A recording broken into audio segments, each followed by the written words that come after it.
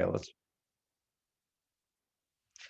Hello, my name is Casey. I'll be playing the role of the therapist, and our client here is Jessica. She's 26 years old. She is white identifying, female identifying, using she, her pronouns, and heterosexual identifying. She's coming to therapy seeking help with symptoms of grief and symptoms of anxiety. So, hi, Jessica. How are you doing today? I'm good. How are you? Fantastic. I know this is our first meeting. I just want to introduce myself. My name is Casey. I am a student intern. I am a master's student, and there lies my limits and qualifications. I am being supervised, though, by a licensed counselor. I'm just going to quickly explain a bit about art therapy and talk therapy. Art therapy uses language through visual media, and I also like to use some talk therapy, which is something I'm training in as well.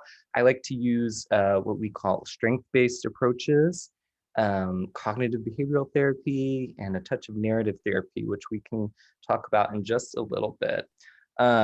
If it's all right with you, before we move into a bit of our intake to get to know what's going on a little bit more, I'm going to go over an informed consent process with you.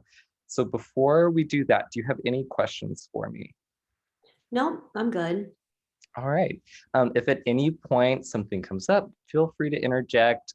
Again, I know this is our first meeting, so if you think of anything after today, you can always come back with questions. If we continue with therapy, we'll be meeting once a week for an hour session. There's an option to leave therapy at any time if you feel like you might be better served elsewhere. I can offer you referrals. Again, if you prefer to meet with a clinician that identifies in a different way or uses different approaches, something like that. But if this happens into our therapy process, we will go through something called termination, which we can touch on a bit later. With our office, we just ask if you need to cancel, you do that at least 24 hours in advance. And I did send you that list of numbers if you feel like you're in crisis and if we are not open and we're not available after hours. Typical length of therapy at our outpatient clinic is about 10 weeks, but that can be adjusted as needed as you feel like you would benefit from. As we build our relationship, your confidentiality is protected by law, meaning all of your information, anything we talk about. However, there are just a few exceptions to that. I am what's called a mandated reporter, meaning if you express any or inform me about anything involving abuse of a minor, that's something I would have to report.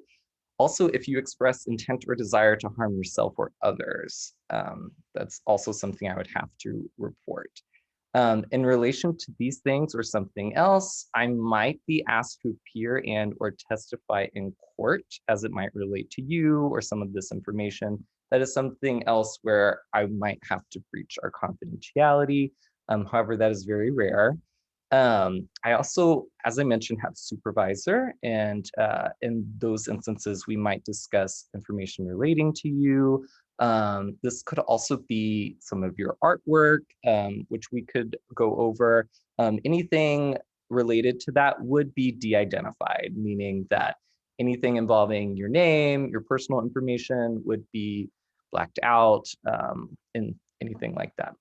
I just want to check in with you real quick. Does that kind of make sense? I know it's a lot of information to go over at once.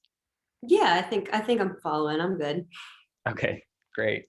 Um, Also, just want to let you know that everything related to art therapy is voluntary. I want you to feel like I'm never digging with you. I only want you to tell me what you're wanting to or you feel inclined to. And that involves content, but also just directives and processes that we kind of go through together, okay?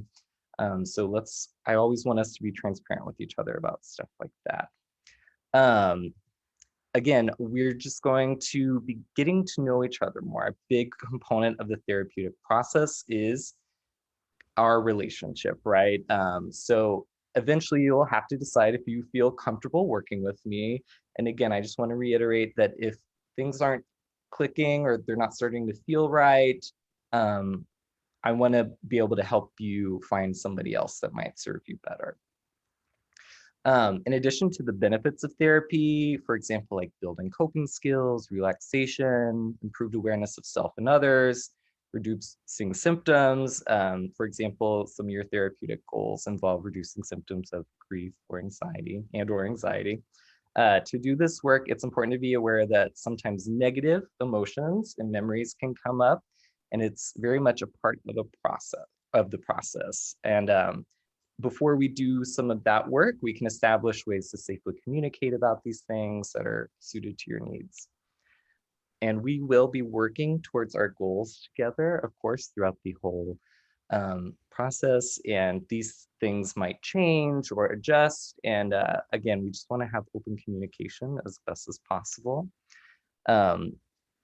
With all of this in mind, if this sounds like something you'd like to move forward with, and before our intake process, I will just ask if you can verbally consent to this. Yes. All right, thank you, Jessica. Let's move on to our next step.